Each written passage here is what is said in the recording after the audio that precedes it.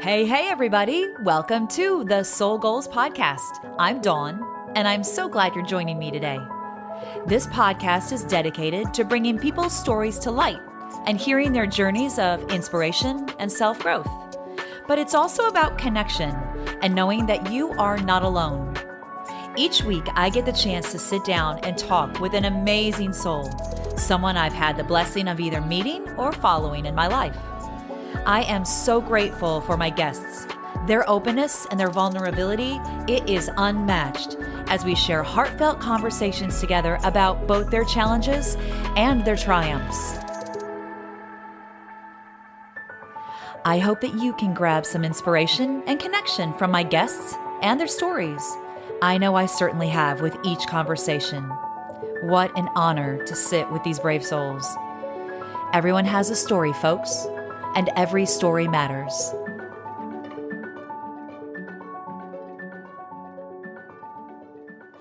Hey, everybody. Welcome to another episode of The Soul Goals. I am Dawn, and today I am joined by the beautiful Jasmyn Brooks, hailing all the way from Middle Tennessee, right? Nashville area, correct?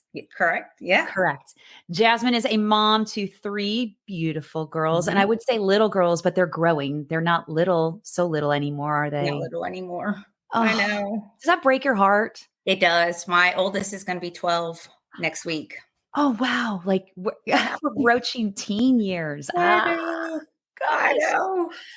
But Jasmyn is an inspiration. And I'm going to scroll. I didn't tell you this before I hit the record, but do you recognize my shirt? I do. I saw the top of it and I knew exactly what it was. You did. Okay. So for people that can't see the video, I'm wearing a shirt that I invested in when there was a huge benefit and support for Jasmyn when she was first diagnosed with breast cancer back in 2019 through the CrossFit gym and the whole community here in Middle Tennessee.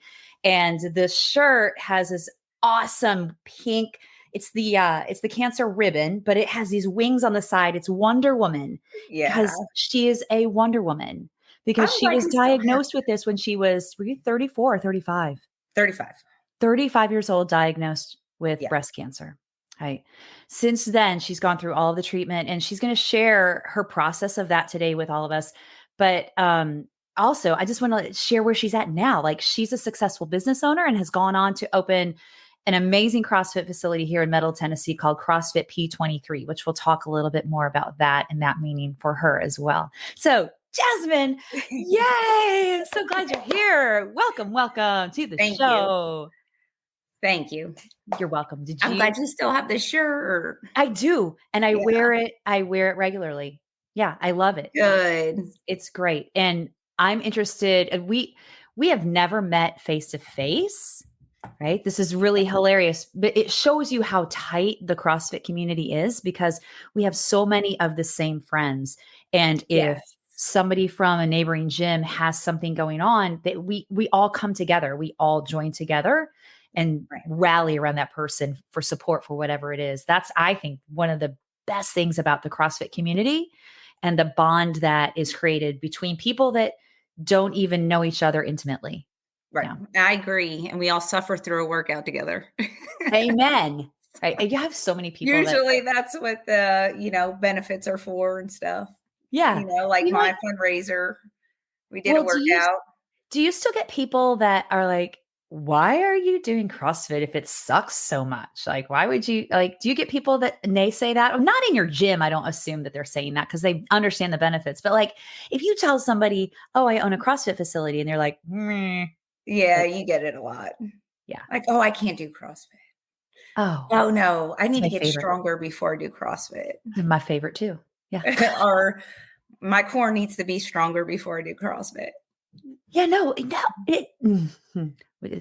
we can go down a rabbit hole about it all day long.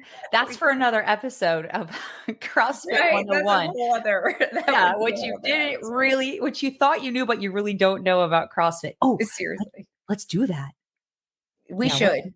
Let's do an episode on that one. That's a good one. That would be really good for people to see what CrossFit is really like. Like right now they have those memes going on, like, what you think CrossFit is and then what it actually is, like the real people of CrossFit, not just like the games athletes. Right. Because it's real people doing it. Yeah. Right. It's real folks. And I think that's what I love about it. So it makes complete sense why. And all ages. Yeah. Yeah. Yes. Who's your youngest and who's your oldest age wise? My youngest is 16. Okay. And then my oldest is 62. I love it. I love and it. He beats on the young ones.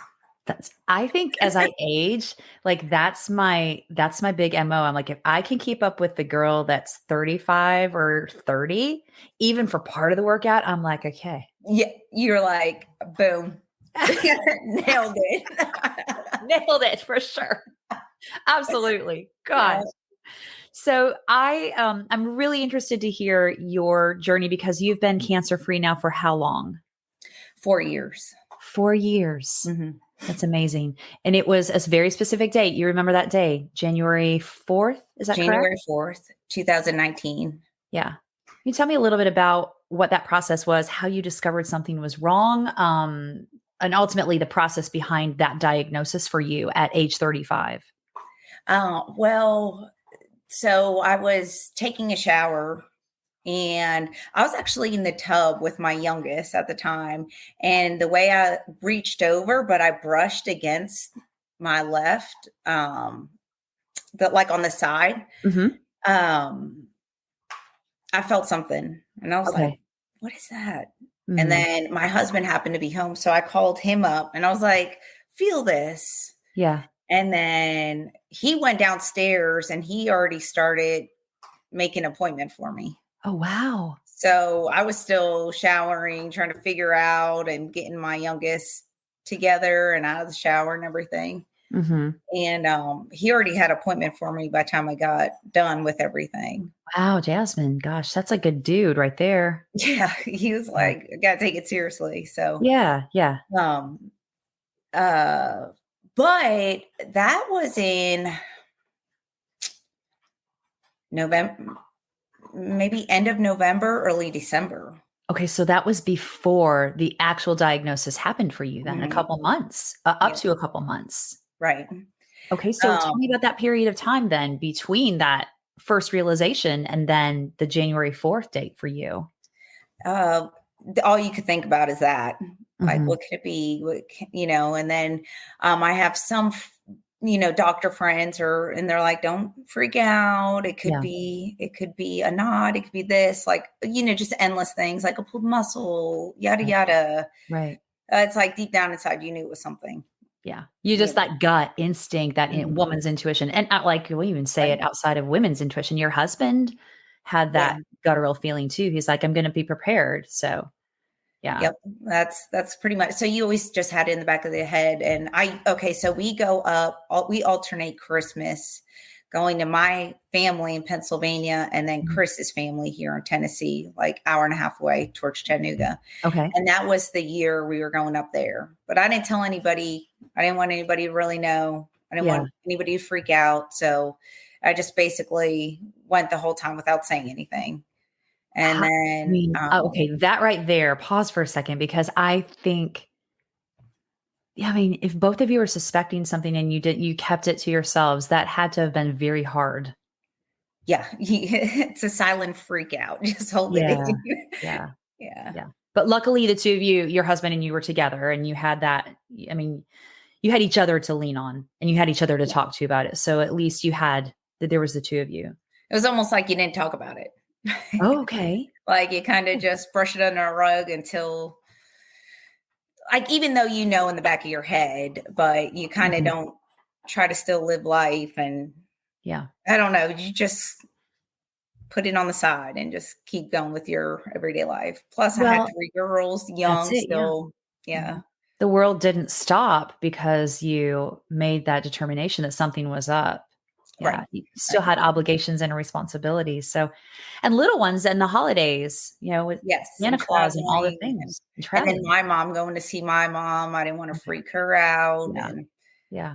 So when so it was after the January 4th time, that date, that's when you let everyone know what was happening? Yeah. Yeah. Then I didn't really tell my girls, but everybody else knew.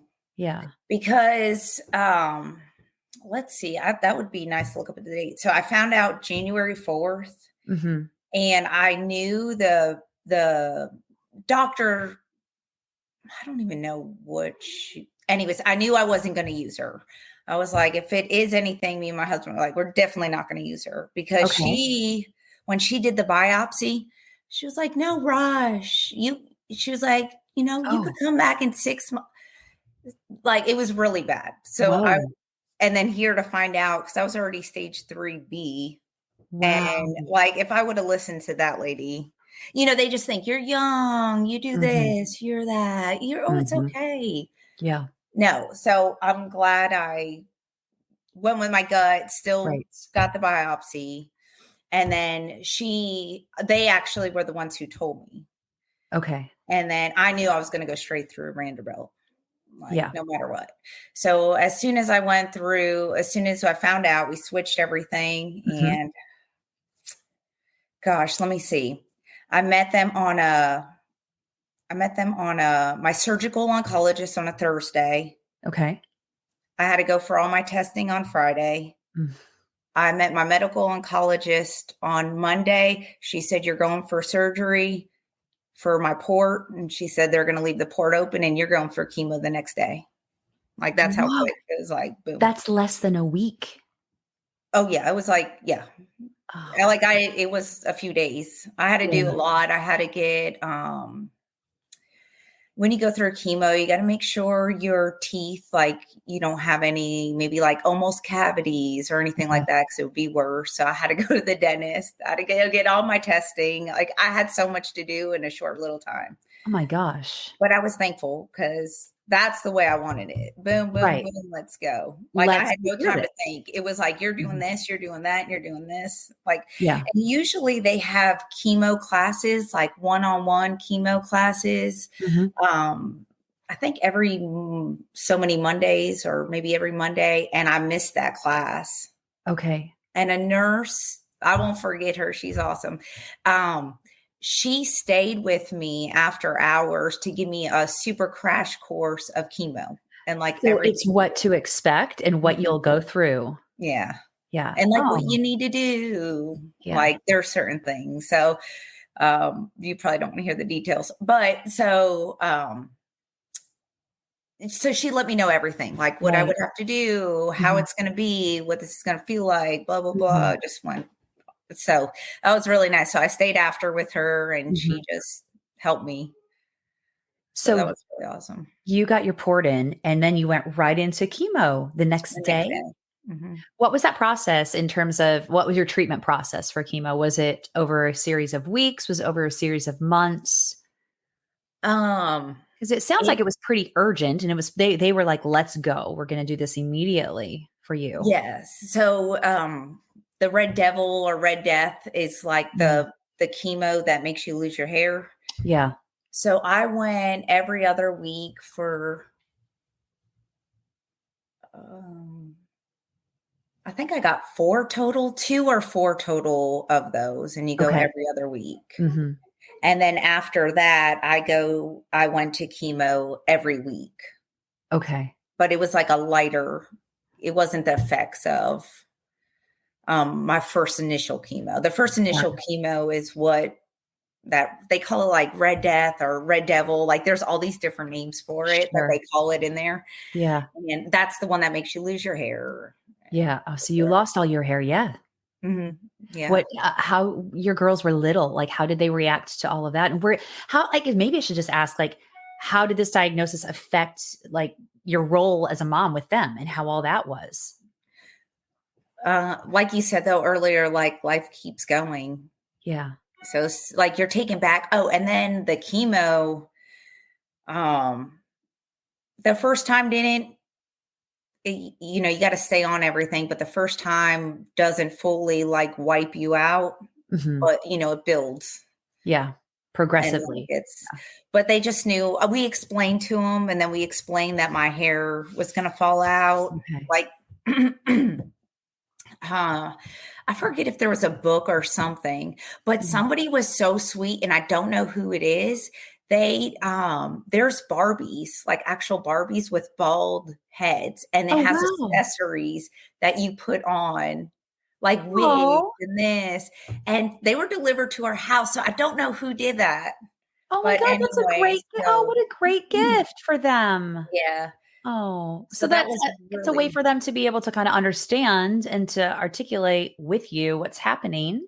And you right. also to kind of yeah, because if they're little, I mean, you got to keep your adult stuff kind of in your adult world. You don't want to, I mean, you want to be truthful and upfront and honest and open with them, but still you don't want them to be in a place where they don't understand it and it's Right. scary and terrifying for them too. Right. Exactly. Hmm. Yep. So you're put in a hard spot. Mm-hmm. But well, with the chemo though, and then I had my treatments, and I think it was a total of 5 months. Okay. Wow. That's a And long time, right? then 4 or 5 months. I got to look on those dates. You know, you Yeah. kind of Yeah. brush Well, it in the back of your head. and I And imagine, like we talked a little bit before we started the recording, is that you're like, well, you tend to kind of put this over here to the Mhm, side because you have a business, you have a thriving family, and you have so much in your world that's happening and going on that you. Somebody said the other day, and I saw it. Oh, it was the CMA's Jelly Roll was talking about the windshield is bigger for a reason, right? So you can see where right. you're going instead of always looking behind you. Yeah, yeah. Yeah. Right. Well put. Yeah. So Pretty much. all of that being said, were you hospitalized or were you able to be at home for any of that? Yeah, I got to come home. Mhm. So my sister actually moved down for those. I would say she moved down. Yeah, so she moved down for about 4 or 5 months with Okay. my nieces, my two nieces. Oh, And so her husband was okay with it. He yeah. would visit often, but so she basically like helped me and took care of me for after chemo, and then like helped me with the girls and Sure. did everything. So my nieces actually enrolled in school here. Okay. So they were older. So they were already going to be here anyway. Or is this Well, after that? they live in Pennsylvania. So they Oh, moved here to they help moved me. here for school, No, my sister moved here to help me with chemo but and now watching my girls. And I then so my nieces, her daughters came and they had to enroll in school here. oh, So because I got you because the school year. I following you now. oh yeah, they had mid-school, yes, mid-school year, they switched schools Oh, and moved here. wow. Well, doesn't that speak to that Did I support explain that well? system? I don't know. You know? No, that's a huge thing. Like, I mean, Huge. that's a huge thing for someone to do. Yeah. So, gosh, what a great bond that you have with your sister Yeah. So and with she your nieces too. yeah. So she would help take care of my girls when I'm Mhm. out, and she'd come give me my pills, all my Mhm. pills like I'd have to wake up for just to take and then go back to bed. And Yeah. yeah. What was the hardest part of that time in the treatment for you? Just having to go back the next week to do it again. Yeah. Yeah. Knowing what you were facing. Pretty much. Mhm. Like the first, like I said, the first one was hard. It really wipes you out. Okay. So, and then there was a little girl in my daughter's class who was going through bone cancer, Oh, same wow. time. And Oh. I was like, I just feel like if she's gonna have to go do it, but she had to be hospitalized. I'm like, I Mhm. could do it. I could do it. Mhm. Because Oh, but yeah. she would always go like the week before me, like we were on off weeks. Yeah. And I'm like, she can do it. I can do it. Yes. It's very relatable. That's good. So you had something, you had kind of a springboard to kind of go with. Right. Right. Gosh, how Because that's my girls and my husband, but yeah. How did they do with all of it? How did your husband do with it? I mean, how was he? Obviously, there's probably fear there because, you're the mother of his children and probably the love of his life, right? right. Right. What were some of the things that or does he speak to that, or has he spoken of that? Like how he feels about it, or what he was in when you were in it? No, I never really, I don't really tread that water. I don't know. He was good and he was on it. So he was very, very, very helpful and just on it. Like, we're going to get through this no matter, it doesn't matter. Let's go. Yes. Do you think that staying on it and that kind of because I also assimilate that with kind of almost a positivity, like, hey, we're going to do this. Hey, let's keep moving forward. Hey, let's stay on track. Right. And how much do you think that had to do with the success of your treatment? Because ultimately you're cancer free now. Right. Well, to speak on that, when I hit my 5 years because I had triple negative. Mm-hmm. So when I'm 5 years out, the likelihood is for that specific cancer is you're pretty much in the clear. Okay. So I still have till next year. Okay. So, but we're still on the trajectory. We're going through it. How do you do now? How often do you have to go for scans or tests? Every 6 months. Okay. Every 6 months. Yeah. So the process from the beginning to the end for you, like you say, was roughly November when you first realized something was there. So it was January before you were actually diagnosed. Mm-hmm. Then you went through that 4 or 5 months of treatment. So we're talking a little less than a year. I mean, and then I had radiation. Okay. Yeah. I had radiation for, I forget how many weeks. I ended radiation the last week in October. Oh gosh. So you're Well, I had my surgeries in between. Okay. So I had a double mastectomy. Okay. And that's when the lump was the tumor, it was completely gone. Oh, wow. Yeah. So that was really good success on that. Gosh, that's amazing success. What do you attribute that to? I mean, obviously the treatment, it worked, but I've talked to other people that have said, I think that this had a really big impact on it, or that had a really big impact on the treatment being successful. I don't know. Mm-hmm. I don't know. So the triple negative is a super evasive, fast growing. Okay. And they said with fast growing cancers, the better they are, they react better to the chemo. Oh, that's really interesting. Yeah. So I don't know. I don't know. I just was happy. And then I knew I had radiation to go through. Okay. Which was harder for you, the chemotherapy or the radiation? Radiation. Yeah. Wow. Oh, that got me. Not right away, but over time. Okay. Was it similar to chemo, or was it completely different in terms of how you went through it, how you reacted to it, or any of the symptoms that it caused? I just did not expect, because I'm like, I went through chemo. That's, yeah.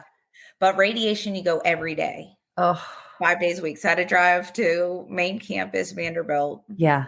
In Nashville, every day. So you just lay there. You have to breathe a certain way. You have to hold your breath. It can't be, because where mine was, my heart was in the way for radiation. Wow. So I had to hold my breath, so my lungs got out of the way of I don't know how to explain it, I guess. Yeah. Just so my ribs and everything were open up so it didn't hit my heart. But it took off some of my lung. So some of my lung got taken off from radiation. Oh my gosh. But it was interesting the way you do. You got to sit in the same spot. You can't move. You start getting the hang of it real quick. Yeah. If you're doing it 5 days a week, I would think so. Yeah. And the fact that it was, I think it's really interesting because as we're sitting here talking, you're just really, really nonchalant about, so my heart was in the way. It was kind of there. So we had to do it this way. And I think it's a testament to the fact that you're just very like, this is what it was. This is what we had to do. And we went through it. And that's what it was. It was like, it's what you got to do. So yeah. You're not a beat around the bush kind of person. Right. And there's no what ifs or like, you just got to do it. Yeah. And then see. Did you make any friends along the way that were going through the same stuff that you were? Not really. Yeah. I just never wanted to really talk about it. Yeah. Like elaborate on it with other people. Yeah. I was like, I just want to do it, get it done, do what I need to do. Yeah. And you saw things on the horizon that you wanted to achieve and things that you wanted to do. That's probably another reason why it was so successful for you, because you had such a goal-oriented life in general. My goal was just be here for my girls. Yeah. Like that was like ultimate goal. That's a great motivation. We had good faith. Like we still do have great faith. Like that was really, really, really good. Yeah. Going to church and staying and still, it's funny that you said life is still going by, because I remember one time crying going to chemo, and I'm like watching people drive by, because you can't drive by yourself. So you have to go with somebody. And it's like, life is still moving. Yeah. And like, I'm going through this, but life is still going on. And I just like sat and like stared, like people are still living life. Like life doesn't stop because you got this. It was just like a hit me reality. Yeah, it's a real moment. And it's a moment like of your mortality, if you will. Right. Right. And just going and understanding that. And I think it's a really healthy way to look at it if I'm listening to you speak about it, because there are no, okay, what if this happened? What if we do this? What if we do this? And I understandably, for the first month or month and a half that before you were fully diagnosed, there were probably a lot of things that were going on that you were questioning and trying to figure out what's the right thing to do and where's the right place to go, and all the criteria to line that up. But, at the end of the day, wow, that's really powerful. Like seeing people move by you and understanding that you may be stopped for this moment, but everything else is continuing to flow. Right. Yeah. Wow. So tell me a little bit more about your, I know, because on Instagram, when you talk about it in different anniversaries of it, you don't capitalize the word cancer. Oh yeah. We're not. So the girls, they started it. You can't say cancer in the house, or you got to do 10 push-ups. Oh my God. I love that. So we catch ourselves saying the C. The C. Okay. Yeah. And we don't make it a big thing. We don't make it a big thing. Yes. Except to do those push-ups. unless we're doing multiple push-ups. How many, okay, so that was their idea to do that? Yeah, I forget how it came about, but yes, they came up with that. I think it might have started with burpees and then transferred over to push-ups. Who knows? How many push-ups have you had to do in the past? A lot. I just had to do it the other day. 10 push-ups. Or do they call you and you're like, Mom? Yeah, they look like push-ups. They just give you that look like, I got you. Oh. And how old? Your oldest, you say, will be 12 next week. And how old are the others at this point? Piper is 10 and then Phoebe is 8. Gosh, so they were all little. They were all under 10 years old when you went through all this. Yeah, they're young. Do they ever talk about their experience with you, or do they ever verbalize any of that or talk about that time with you? Yeah. No. But they remember. Okay. They remember, and there's some things, but they don't really. The only thing, Piper, she likes me with short hair. She doesn't want me with long hair. So, look at your gorgeous long hair. Thank you. Yes. Did you have long hair before? Or no, it was always like shorter. Okay. Like chin or shoulder, chin, up a little higher. Yeah. Isn't that funny, the things that our kids kind of fixate on when they're that age? Right. I know. Mm-hmm. And it's nice. I mean, because you think about you don't want them to have to be in that adult environment, in that adult world too soon. No, because it's, yes. You know how the adult world is. Stay kids for as long as you can. Yeah. Keep them little. I heard somebody say, and it's an old Southern saying, and I was like, I had to think about it for a little bit because they're like, oh, put a brick on. Well, just wish we could put a brick on her head. And I was like, Yes. put a brick on her head. What does that mean? And somebody had to say, like, Keep them little.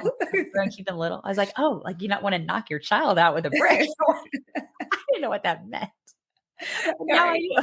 Try to keep them little. Yes, we just want to keep them little. Oh, I remember that they would wear, because it's cold when you lose your hair. Yeah. Keep in mind, you lose your hair everywhere, even your nostril hair. Everything. Yes. So your nose just constantly runs. But gosh.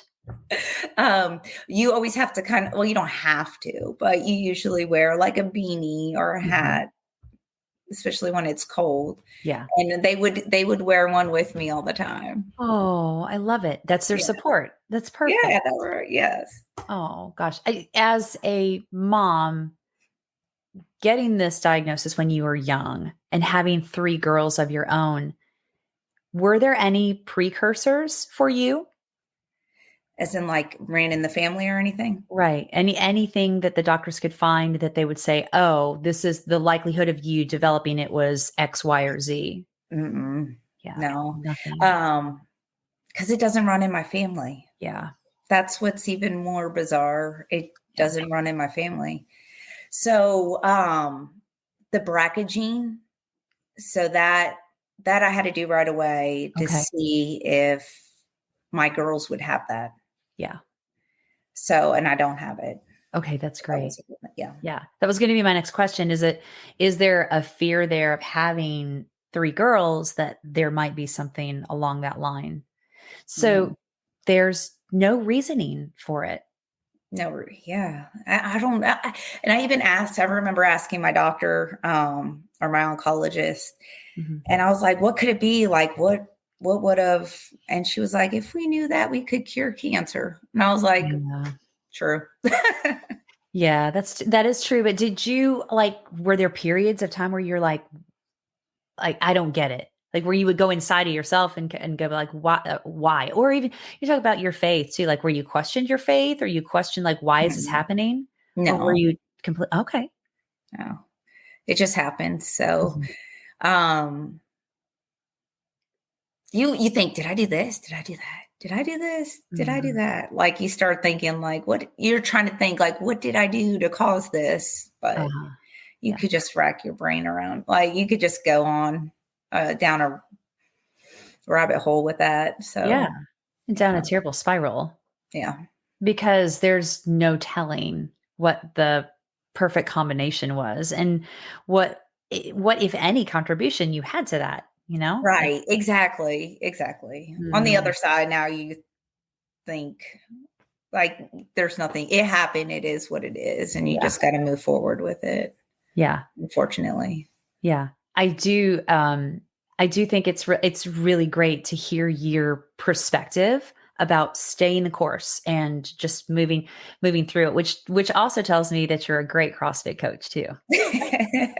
Right. Because like in some of those classes, those workouts, so you got to go to what us CrossFitters like to call the pain cave. Yes. Yeah. Like you got to go through it to get out of it. You just got to jump in and do it. Yeah. So, did you always know you wanted to open a CrossFit facility? I always wanted to. I just never thought it could happen. Okay. And we had so much else going on. It just wasn't in the cards. It was always just not in the cards. And then our girls got older and we're on this part of life. And I was like, let's take the risk now. Yeah. And I mean, you had just gone through breast cancer and treatment, chemo and radiation. So kind of like the little girl that was in the off weeks of her treatment with you, like if she can do it, I can do it. Yeah. Yeah. And it's just going, all right. I think when people face something like their mortality and the things that they are like, oh, this is what we're presented with, we could either think this way or we could think that way about it. I think that perspective is really, really important to keep in alignment so that you can get through it. It's like, if you can't go over it, go through it. Yes. Yes. That was well said. Oh, well, thank you. But it's a very, listening to you talk about your story, it's very, very obvious that that is your mentality. And it's, gosh, there's so many different people that could say all the different things. I've tried this, I tried that. I was stuck in this place, I was stuck in that place. But 99.9% of cancer survivors that I have spoken with, the survivors have said, this is what I did. I just decided that this is where we are. This is what we have to do. And now let's go. Yep. Yeah. Yeah. Do you think that's just part of your personality and your makeup in general? Yeah, I think so. Sometimes. I don't know. Well, yeah, a little bit. Okay. So you're a pretty strong-willed individual. Yeah. So maybe, yeah. we pull your husband in, would he be like, yeah, right. going, what? See what he says. Yeah. He would have his 2 cents. Yeah. Yeah. I know you've also talked about the long-term side effects of the treatment and what that is for you. Would you care sharing what some of those issues are that you have to deal with and that you have to work through? Let's see. So I had 11 lymph nodes taken out of my left arm. Okay. So now, like when I go high elevations or fly on a plane or work out, I have to wear a sleeve, or arm sleeve all the way up. Okay. That's just for that pressure? Yep. So I don't get lymphedema. So I'm trying to prevent lymphedema because once you get it, you don't get rid of it. Yeah. So that I have to do, which isn't end all be all. It's not that bad, you know. But now I have RA. Okay. Well, rheumatoid arthritis. Back a little bit. So the radiation killed my thyroid. Wow. So I got to take medicine every morning for that. Mm-hmm. So I got to take that every morning. And then I'm in menopause. And you're how old? 40?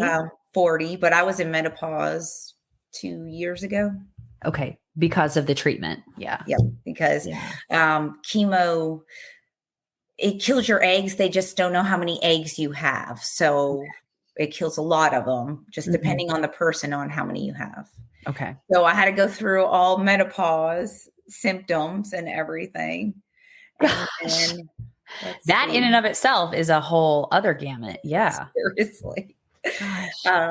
So I just run the risk of like osteoporosis at a younger age. Like there's just so much that adds to like the treatments and everything your body's going through now. Yeah. And then now, like this isn't in my family that I know of, but it could have been just, they said my immune system bouncing back and forth, but I have rheumatoid arthritis now. Okay. And so that goes through waves.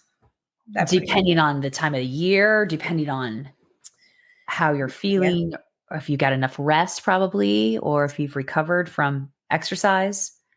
Well, not even that. Exercising helps. Okay, great. So like I could wake up stiff, but I could still work through it and then it feels better. Yeah. So that's one thing they told me to keep doing. Okay. And then they kept telling me to strength train. That's very, very important, especially being in menopause for so young. Yes. It's like, oh, I'm doing all that already. Check. Yeah. You're like, check. I'm good. Hey, by the way, I'm opening a gym now. Yeah. I'm going to tell people about it, which is but for the rheumatoid arthritis, the cold, that's not fun. It's like, I just can't shake the cold. Okay. And then, what I really found out is if I eat gluten, gluten really flares me up. Yeah. Really bad. So it's almost like an inflammatory kind of issue for you. Something that triggers. Yeah. But like my hands would be so swollen that the skin hurts. Wow. Really bad. Wow.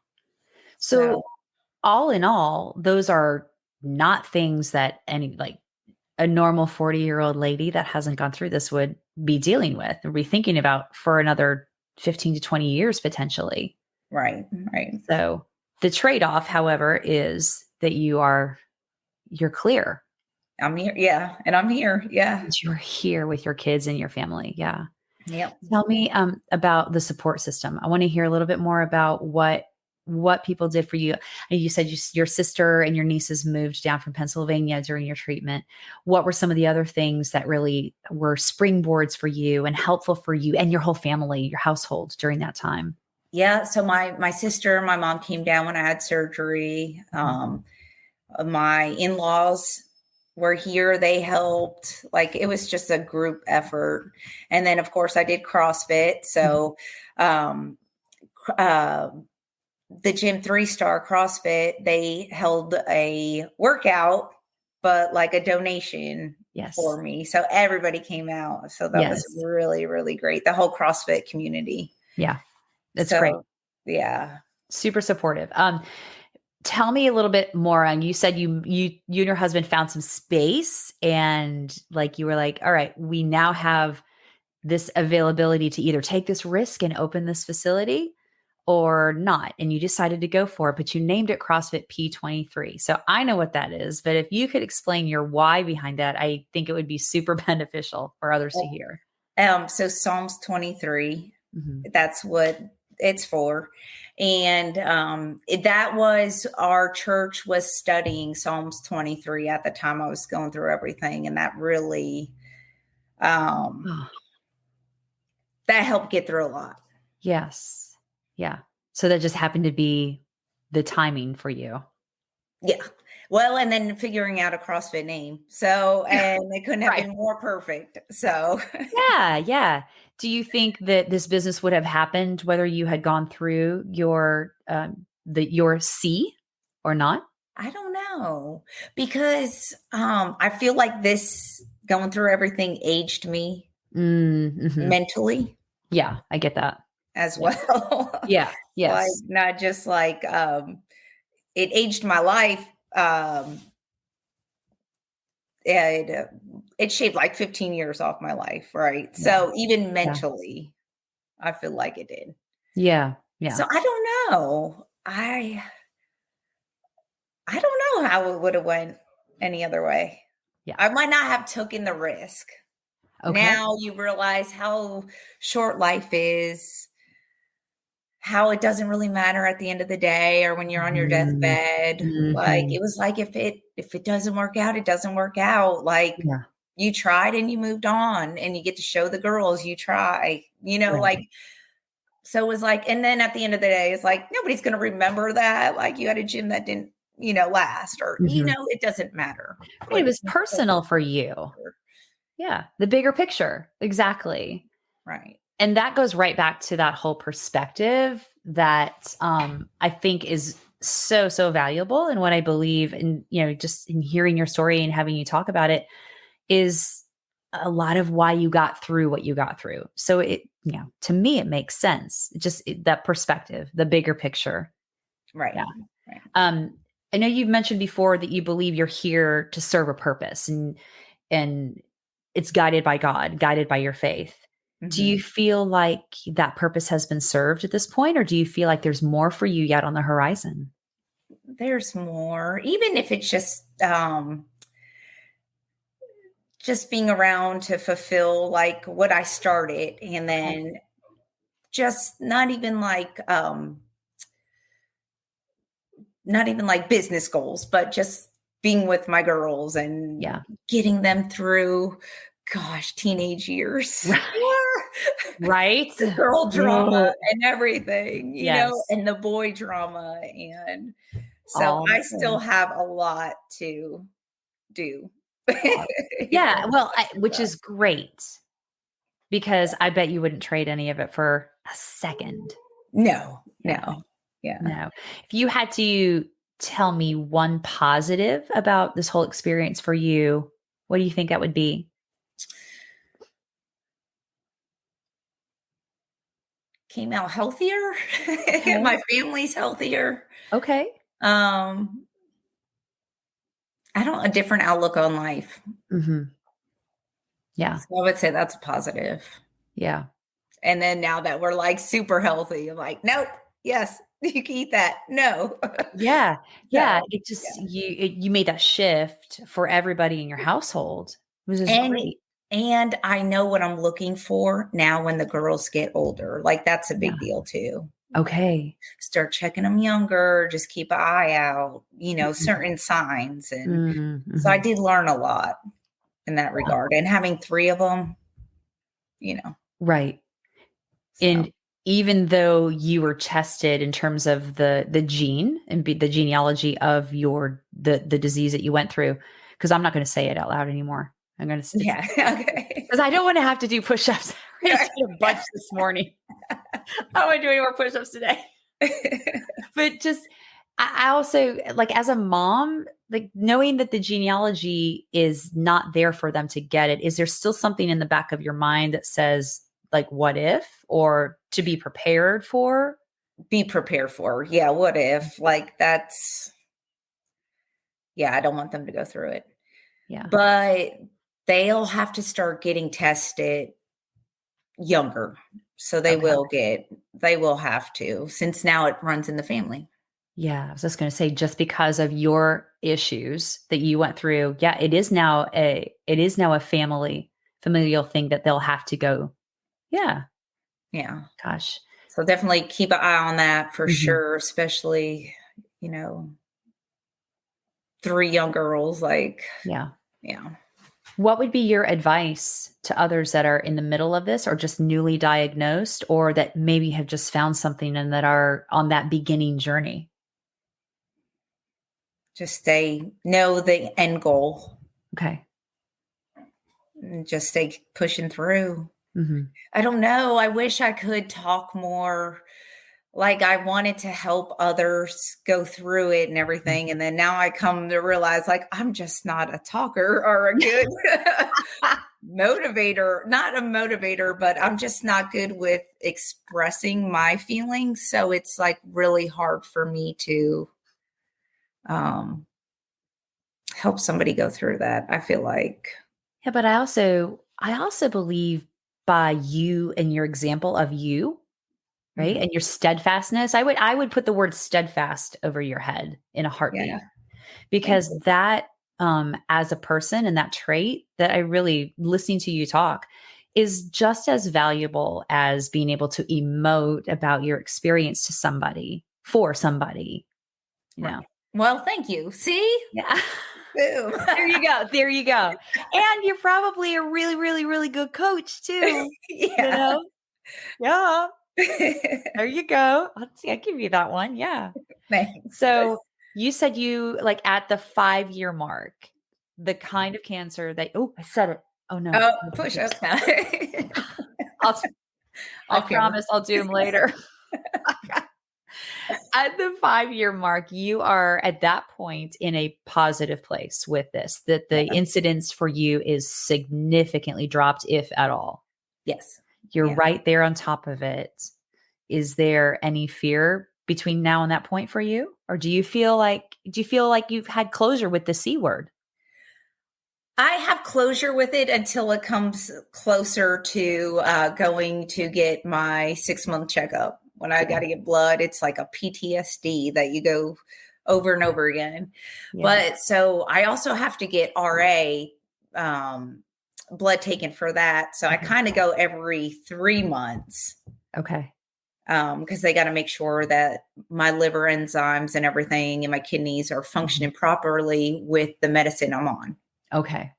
Yeah. So, man, like just 2 weeks ago, I got a bad result in my kidneys. I'm used to hearing my liver, not my kidneys. Yeah. Because if my liver enzymes are bad, then I got to switch medication. Okay. All So right. this is just like an alert system to let them know if everything is working that they're giving you. Right. And Okay. if my body can handle it or if it's Right. doing damage. Yeah. And I'm usually used to them saying about the liver, and I got a message back from about my kidneys. And Okay. I just immediately freak out mode. Mhm. Like you can't think straight. Mhm. And it's just a PTSD like that Mhm. you get Yeah. from like getting told, I guess. Yeah. That initial thing. So those are triggers for you, obviously. Yeah, just every time I got to wait for my blood work, and then I just kind of stay busy. Okay, that was my next question. What do you do to kind of get yourself through that process when that pops up in your head? Freak out to my husband and then just stay busy. Well, freaking out is completely understandable, right? Yes. But then also having a safe place to vent and be able to emote like you're doing, and because freaking out is an emotion. So you are emoting, Right. You're getting that support that you need for it. So yes. Yeah. And then it's like, it comes back like, oh, okay, go back on for another 6 months. Yeah. 3 so months, you're clear. Actually, but it's almost like you're living in periods of time. Yes. Yeah. Do you feel like when you get that 5-year, I'm free, that it'll be you'll be free from that? Then I go every year. So that would be better. Yeah. Time heals.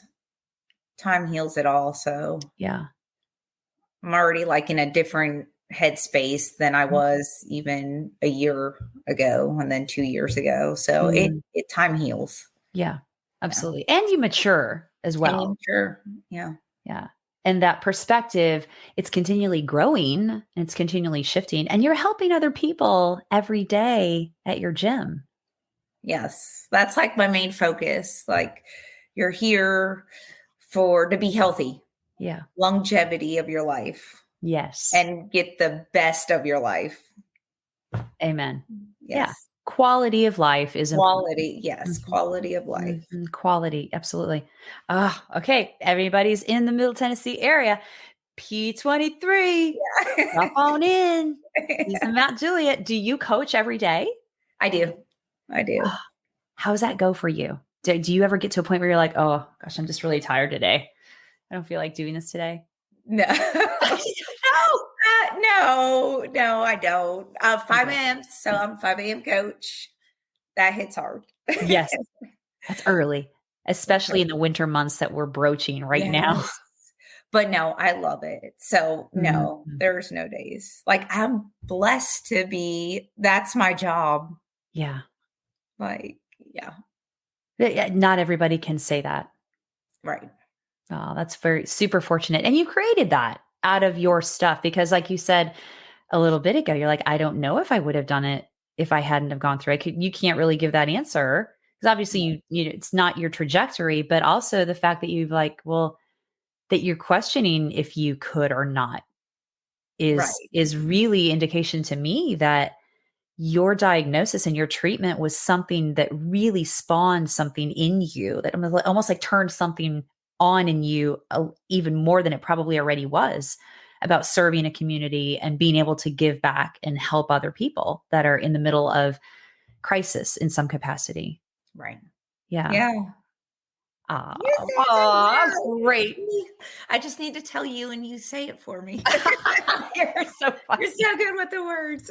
You're funny. Well, I'll come into your gym and then you can just count for me, because I did that. I wasn't home for the Veterans Day workout to do the Chad workout. Chad.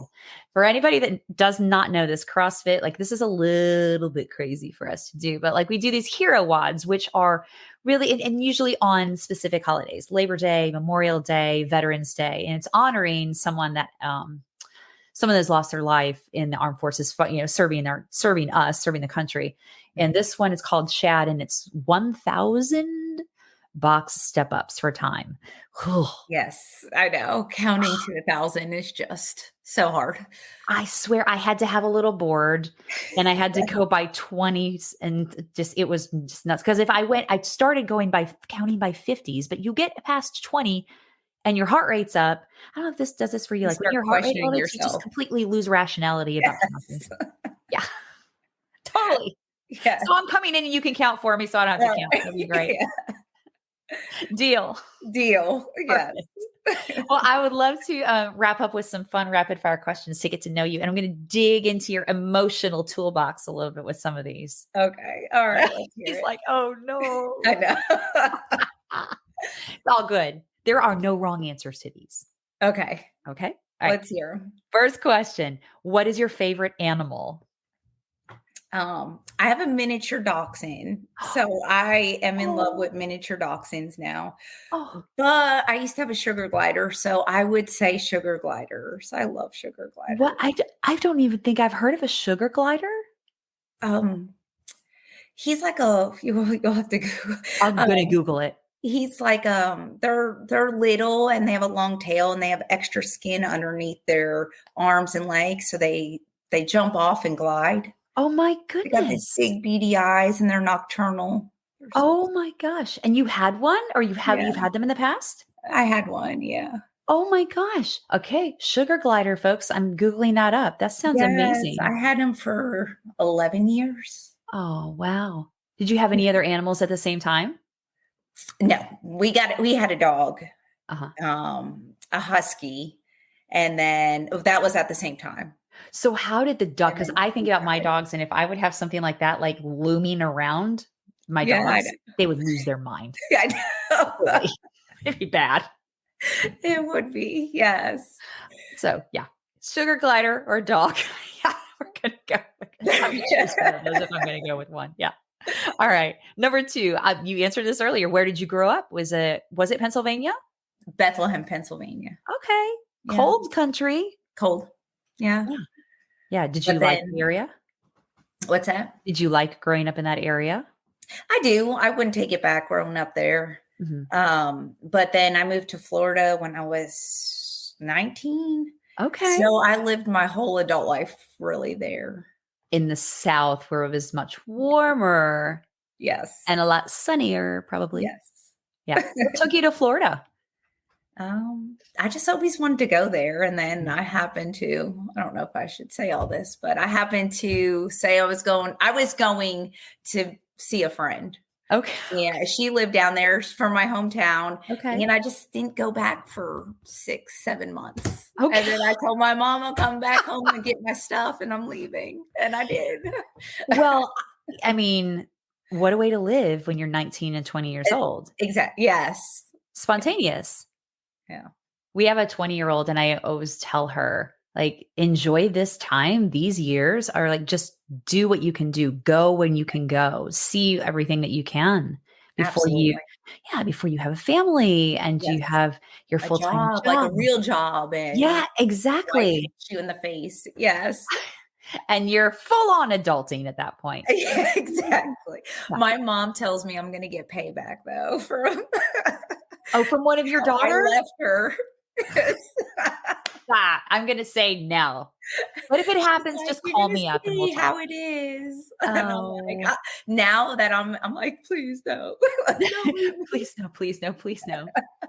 Well, if anything, if it does happen, you know how to handle it because you've already been there.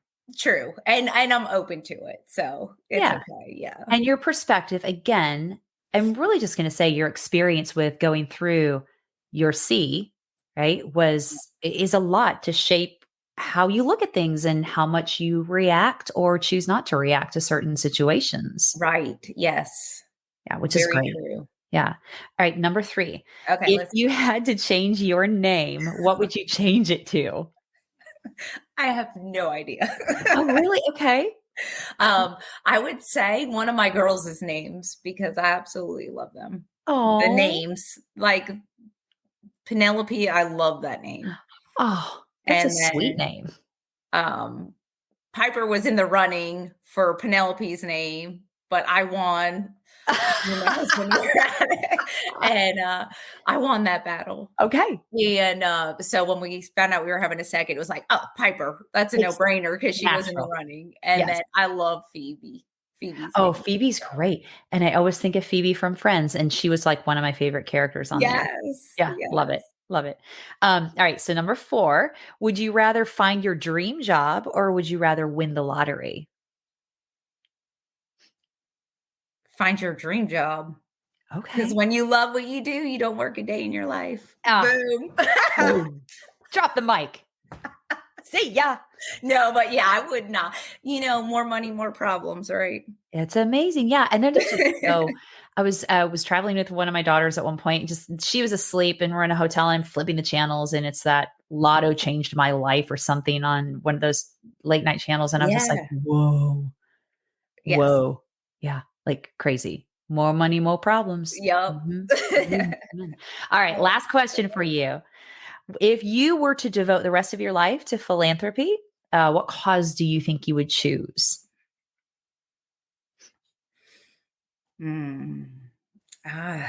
That's hard. That is a hard one. So, okay. So before, coaching, I did hair. So that's what I originally did, was hair. Okay. And I always wanted to help, people in need with hair. Because you could get a good haircut and you feel like $1 million, or you feel great. So I always wanted to do that for low income or help in that way. Yeah. Or even older people. Just so that would be something to dabble with.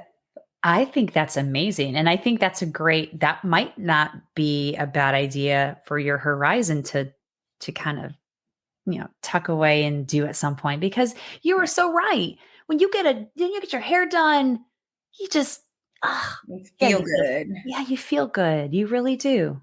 And then I just and then this is going to go down a rabbit hole, but in school, these kids are so trendy and they want this and that. And not everybody could afford to do that. Keep up with this or that, or their hair highlights, just so much that, the pressure, the pressure of school. And then if you're low income, just all that. So that breaks my heart. Well, I think that's something that you should explore, because I think that's a brilliant cause. And I've heard of that one other time. There was a documentary I watched a few years ago that had somebody on that was talking about doing that.